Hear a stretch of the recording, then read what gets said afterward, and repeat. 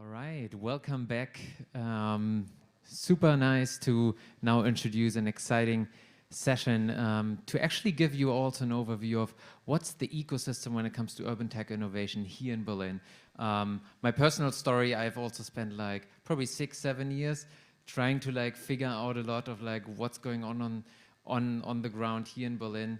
But there is so much that it can sometimes feel really confusing, and it can be hard to really get, you know, cut through the noise and really get to the movers and shakers. And this is why we thought it would be so good to have a few short inputs from some of the important kind of stakeholders here, and also trying to give you a great flavor of what makes it special, and maybe who you can also reach out in the next step to.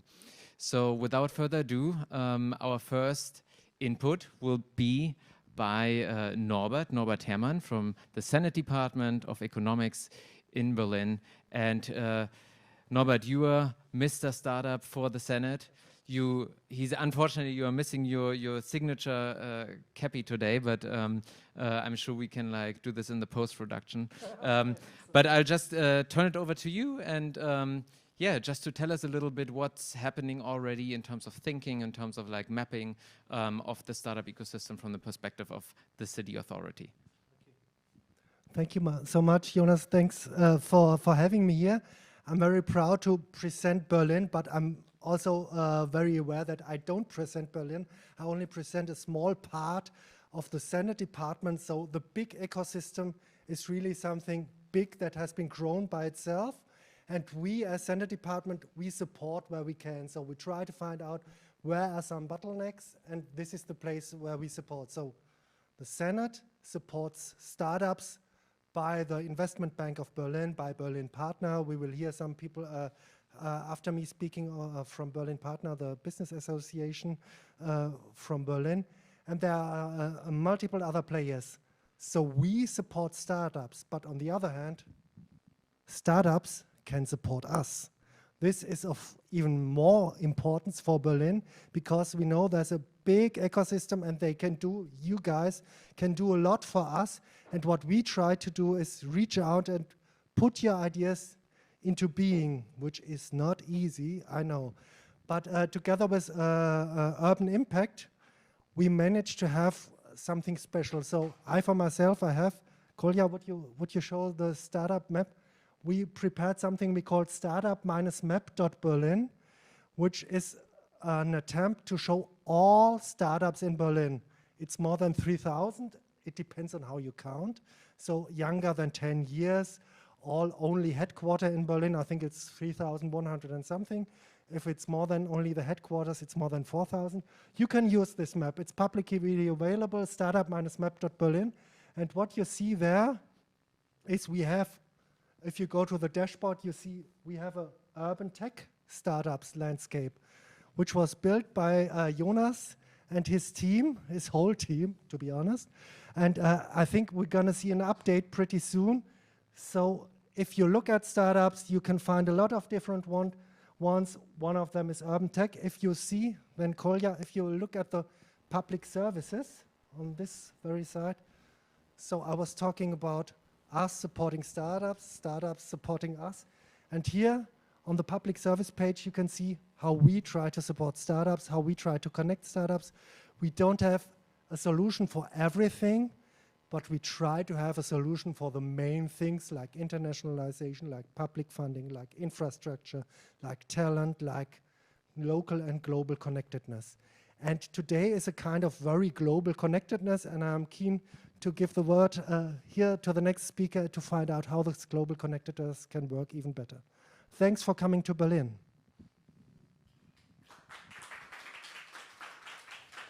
All right. Hi, just to give a short introduction. Hi, my name is Sophie, and yeah, I work for Urban Impact as well. And today we would like to show you an updated version, like give you a couple of insights of the Berlin urban tech landscape. And yeah, we prepared a couple of slides. We're just going to wait until they start. Perfect. All right. Yeah, so the Berlin urban tech landscape. Just connecting where Norbert left us.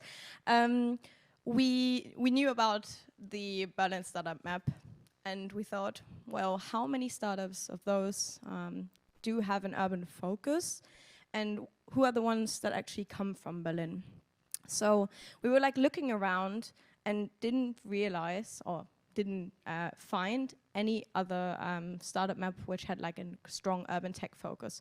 So we started to do our own little research and partnered with Dealroom, got access to their database, and also kind of like started looking around and maintaining our own little database, which grew with our expanding network. So in a quite short amount of time, we managed to identify around 100 startups which are based in Berlin and tackling urban challenges. And so yeah, after that, we realized we kind of have to put them into categories, because you can't just like leave them as this. So we identified 5 main categories, which you can see here, which are mobility, livability, enabling urban tech, IoT, infrastructure and utilities, and gov and civic tech. And as these categories are quite broad for 100 startups to be in those categories, we looked at all of them and identified use cases. And from that, identified further subcategories, which you can see in the lighter bubbles. But let me tell you that those subcategories are not like static. So some of the startups you will see in the next slide are actually like crossing categories. We also brought together the urban tech ecosystem from Berlin in March 2020. And after that, we still had people reaching out to us to ask us to add them to the database. So today, we have around 130 urban tech startups. If we go on to the next slide, which you can see here. And as you can see, we have also 2 really big players. We have Tier, e-scooter manufacturer, and shared mobility on the left. And we also have, Infarm at urban farming, at infrastructure and utilities. So they're quite big players. But we also have startups which are actually crossing those categories. For example, at the energy sector, we have SenWEB, which is a battery swapping station provider, which already has more than 15 stations in Berlin where you can swap different kinds of batteries for micromobility. So they also address not only electric vehicles, but also shared mobility startups, and can work together with them. And then we also have SenWEB. SenWEB is a startup which produces autonomous sweepers. So obviously they are tackling the challenge of urban waste management. But on the other hand, they're also producing an autonomous vehicle for the urban environment. So as you can see, these startups can really make a difference for the city of Berlin only. And just imagine if they like scale globally. But the problem is, we all know that startups do not only need visibility, but they also need opportunities to engage in. If we go on to the next slide, I can explain you why. So we at Urban Impact, we build CityOps. And CityOps is a platform which basically provides startups and SMEs with relevant opportunities for them, which they can filter by different categories by the taxonomy, which I showed earlier. And CityOps also provides tenders, challenges, grants, awards, accelerators, incubators. And it doesn't really matter where you're coming from, because CityOps currently covers more than 60 cities worldwide. So maybe, even for your startup, if you're watching this might actually have a relevant opportunity for your startup to engage in. Because this, in the end, is what our mission at Urban Impact is. We want to connect different stakeholders of the ecosystem. And yeah, we encourage you to become maybe a better user of CityOps, or if you know of an opportunity which might be relevant for a startup all around the world, to just submit it through the website. And you can visit it at ops.city. And yeah, from that, I would like to hand over the word to either Robert or Karolin. All right, Robert. Hey, Karolin, if you are okay with that. So a very warm welcome from me, and I will quickly, just a second, how much minutes do I have? circa? Like 5? 7?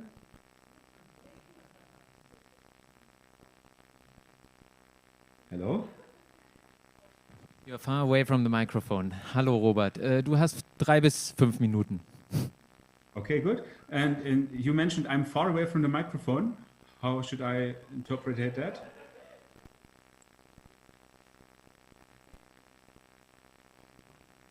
Robert, it's like a bit like slapstick now, but no. I mean, so I was far away from the microphone. That's why my answer took a bit longer. You are perfectly fine, and your time goes now. Okay, thank you very much. So let me share a screen. Could you please allow to share my desk? This is of course vital. You want to change the host? Yes, thank you very much. Dear participants, my name is Robert Lenk and I come from the Berlin Economical Development Agency, and I have the nice task to introduce you into the complexity of our smart city ecosystem in Berlin. You should see right now a very chaotic pattern of, well, dots, yeah? But behind that, you know, there is the whole smart city intelligence of the Berlin smart city ecosystem.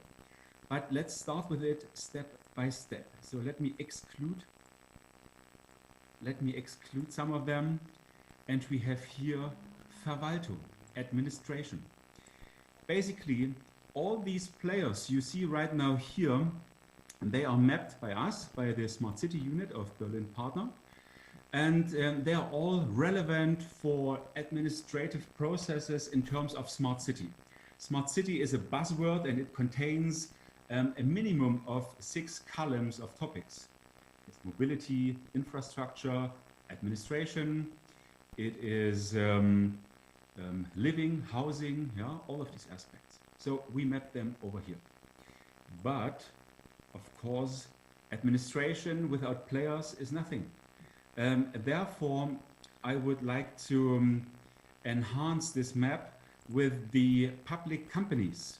Yeah? Public companies, especially in the housing sector and in the infrastructural sector. So they have a special relation to the several departments of the administration.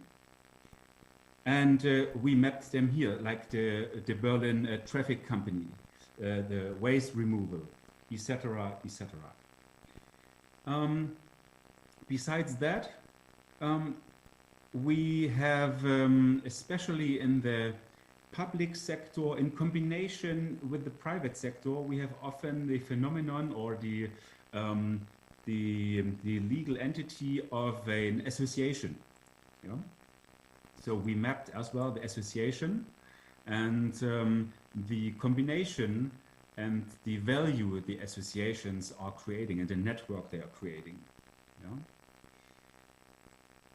Then in a nice yellow, these are the civilian initiatives like NGOs, foundations and NPOs. And of course, economy. Now in a very nice blue.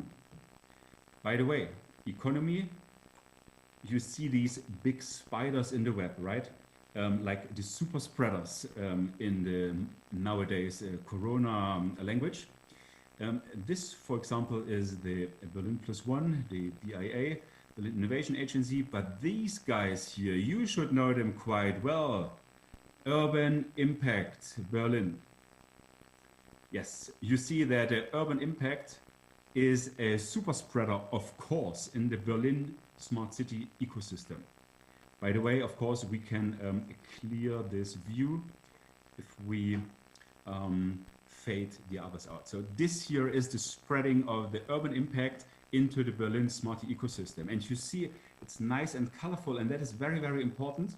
The more colorful it is, the better is the spread, of course, of the information, of the smart city impulse they are spreading. So if a blue dot is just sending to other blues, they stay in the solar system, in the star system of the economy, which is color blue.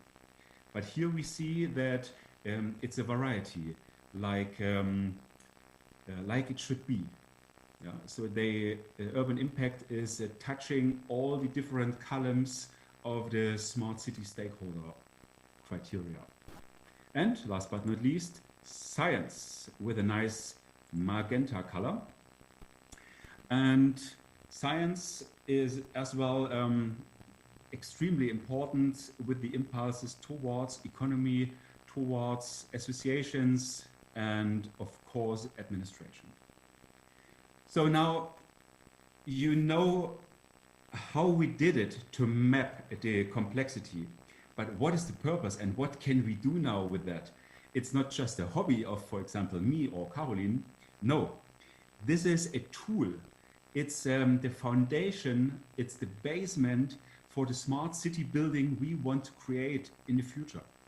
Many stakeholders are coming to us after some networking sessions, after some events, tell us, oh, you know what, I know a company, they are busy as well with smart city. They do something with smart city. And you hear it over the year, I don't know, 10, 20, 50 times. Yeah? And we said, okay, now stop it. We have to map it. We have to show everybody who's interested in that ecosystem or every professional in the smart city complexity, how the structure is made. And we offer this tool, of course, for free for all our network members of the Smart City Berlin network. By the way, we are as well a big spider in the web. Here, this is our unit. And come on, let's focus. I like this focus option. Yes, here we go. Nice and colorful. And so we offer this tool for strategic decisions within organizations. As soon as we look all together on this map, decisions, ideas, networking makes just more sense. And it can help organizations for internal decisions to make a more intelligent and a more strategic decision towards an altogether smart city. Robert, this is very impressive. Thank you so much. How long did it take you to create this beautiful map? To be honest, Corona just made it possible. We had so much time, especially in March and April, to focus on that, and it was with at least 2 persons, 2 months. 2 persons, 2 months, but that was just the basic and the basic setup. This map is growing. For example, the urban impact data I received in July. And still some data is coming in. So we have a questionnaire which the participants have, they have to fill it out. And then we put the connections in manually. Of course, there is no artificial intelligence behind it. It's the robot intelligence behind it. All right. All right. Thank you, Robert, so much. If you want to end the screen share, we can just briefly see you again to wave goodbye. And then I'll pass over right away to your colleague, Karolin, as well. Yes, of course. Ending the screen share. Ah, yeah. So you didn't see me the whole time. Now we see you again. Yeah. I hope that this introduction and especially the zoom-ins and zoom-outs, that they were like technically for you nice and followable. And of course, contact me or one of our department in person. You can get as well a free guided tour to the Berlin Smart City Network. And hopefully by you, Robert. We'll definitely come back to this. All right, thank you. Thank you so much for your time, and it's really incredible what you put together. I think this has long been missing in the city because we have such a decentralized ecosystem. So again, kudos to this. And with this, bye-bye, Robert, and I'll hand over now to Karolin. Thank you so much, Jonas, and bye-bye also, Robert. Well, my name is Karolin, and I am also with Berlin Partner, where I am responsible for all startup activities.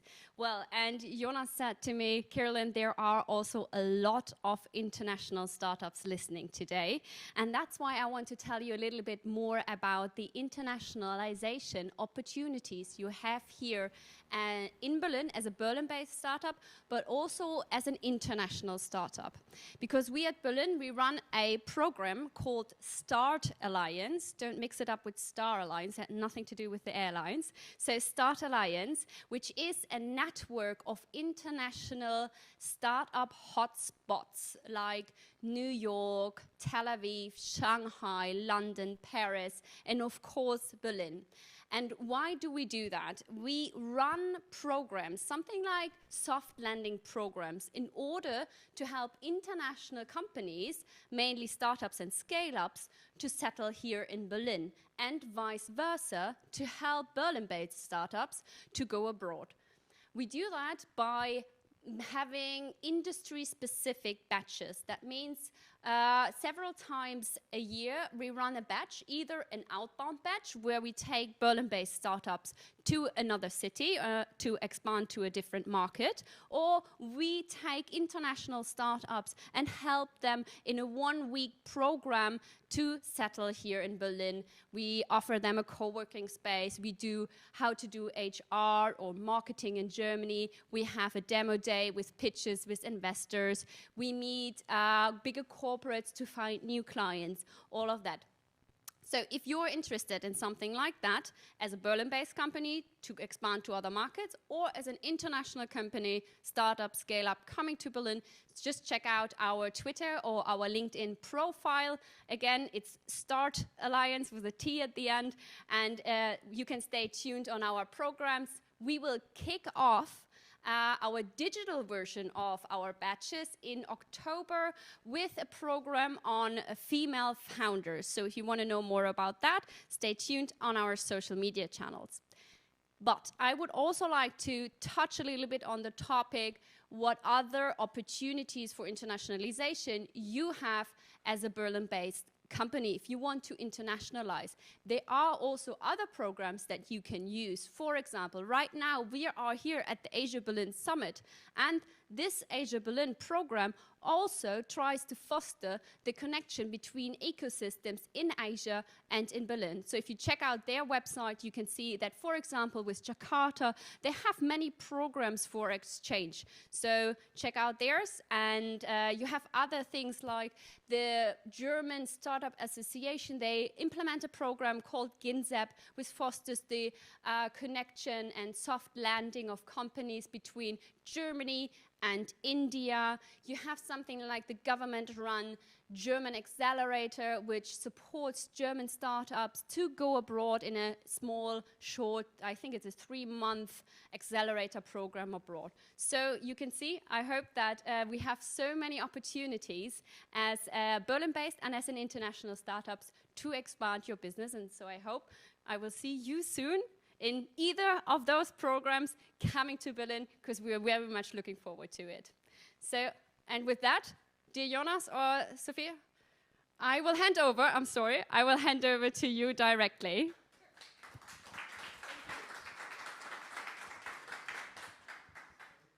All right, so I'd like to see my slides, hopefully not. Robert, super. Is the clicker working? Can I use that to control the slides? Perfect. All right. Then hi, everyone. So I think I'm closing out this round. So my name is Victoria Boeck. I work for the Technologiestiftung Berlin, so the Technology Foundation Berlin. And I was just going to present a few of our projects in a speedy 5 minutes.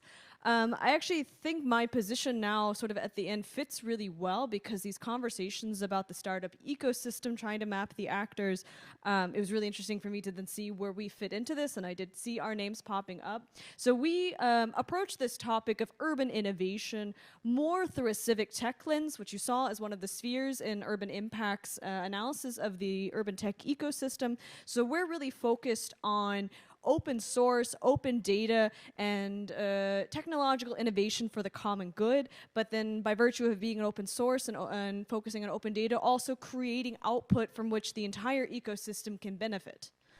The Technologiestiftung Berlin, so the Technology Foundation, as the name would suggest, is a non-profit foundation.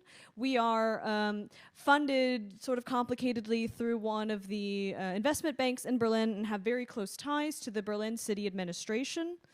And we generally have a focus about putting technologies in context for the city of Berlin. So helping people understand what a given technology means for maybe the government in Berlin, for the economy in Berlin, for the citizens of Berlin. So topics like AI or smart buildings, Internet of Things, even blockchain are all topics we've explored specifically from this Berlin lens. One of our branches, which I work for, or one of the departments of the Stiftung, is the Ideation and Prototyping Lab.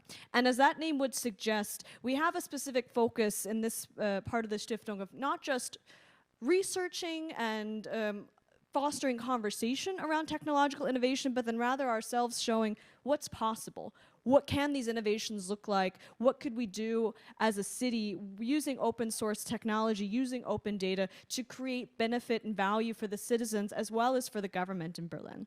So one example of a project that we released 2 summers ago was a website that shows the location of where in Berlin you can go swimming, so where there are swimming spots on lakes and rivers, and not just where those locations are, but where the water quality is actually currently sufficient or safe to be able to swim in those locations. So this project was a consortium initiative between the Technologiestiftung and some other city actors that were also mentioned in these ecosystem diagrams, where we were actually then able to use like a real-time model using real-time weather data to predict where in the city water quality might suddenly be declining as a result of heavy rain, which can have an effect on especially the water quality of rivers in Berlin. So this was an effort to provide value to citizens, to make it accessible to them, this information of where to go swimming, as well to make it easier for the government, for example, to better communicate to citizens what these up-to-date health values, health readings are for these swimming spots, so that they have to answer fewer individual queries from citizens. So that's a good example of the kind of focuses that we have, is really value for government, value for citizens. And then also generating open data along the way, because the health measurements, the measurements of the bacteria in the water, are also available as open data. Another initiative that we have, which is actually the project that I specifically work on, is this initiative ODIS, which is short for Open Data Informationsstelle, so like an open data info point. And the goal of ODIS is to offer direct support to employees of the Berlin City Administration with the publishing of open data, so helping them understand why they would want to do that, what the value of open data is, even for the government itself, as well as what data they ought to be publishing. So here we really try to have an emphasis on helping the government understand who the users of their data would be. For example, members of the startup ecosystem are absolutely a huge part of this potential target group. And then helping them to better understand what the value of their data is, including through interactive projects where, again, we work with the government to develop prototypes or visualizations that make tangible what the value and potential usage of their data is, so that once again, we're not just talking at them or explaining to them, it would be good if you would do this, but rather saying, let's do this together. We're going to show you exactly what the value of publishing your data is and what's possible, what kinds of insights you might gather from it if you visualize it. And then one of the most recent initiatives at the Technologiestiftung is the City Lab Berlin. So this is a joint initiative between the Mayor's Office of Berlin and the Technologiestiftung. So it's an initiative of the government, but the Technologiestiftung is the one that actually operates the space. And with the City Lab, we've created an actual physical location where members of the Berlin community, including the city administration itself, have the opportunity to come to this location and to work collaboratively and innovatively on projects that have significance for the whole city. So here, especially the topic smart city is a big point of consideration for us, and even the City Lab is going to be involved in the implementation of a new smart city strategy for Berlin through a grant program that the City of Berlin recently won through a federal initiative. So you'll be seeing a lot more of the City Lab soon within the smart city sphere within Berlin. But an example of a project that we've completed within the City Lab, which was extremely successful, was our website or platform Gießden Kiez, which into English doesn't translate as cutely into like water your neighborhood. And so the idea of Gießtein Kiez is that we created a platform where you could see the locations of individual trees in the city using open data from the city of Berlin. And so you can see plotted on a map, as you see with these points, where there are trees in the city, and not just where they are, but also some information about them, like what kind of tree it is, how old the tree is, again, all of this information in the open data set.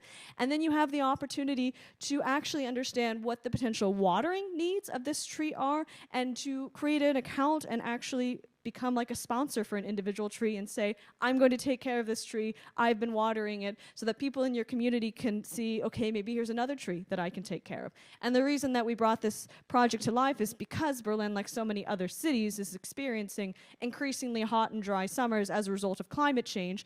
And we saw an opportunity here to blend our expertise of innovative digital project development using open data, open source prototypes, this is all open source, to create something from which the whole city of Berlin could benefit. And because it's open source, that means other initiatives within Berlin that maybe want to build on this idea or adapt it for something else have the opportunity to take the code and use it for that, or other cities across Germany or across the world potentially also have the opportunity to look at this platform and maybe create their own instance of it to also engage their own citizens in keeping trees and other greenery in the city watered through periods of climate change.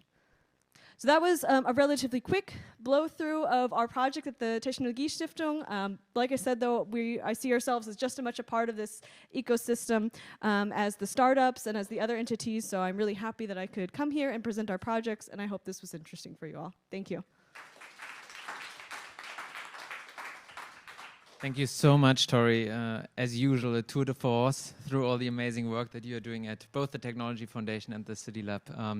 But I want to thank all our speakers. I think this was an incredible overview. It took many of us also, whether from the startup side or from the city side, took us usually years to get to this kind of like overview. And I think the very basic foundation of any well-functioning ecosystem that we can create is some level of transparency to start out with, to actually know who needs to talk to whom, who should be having a conversation with whom.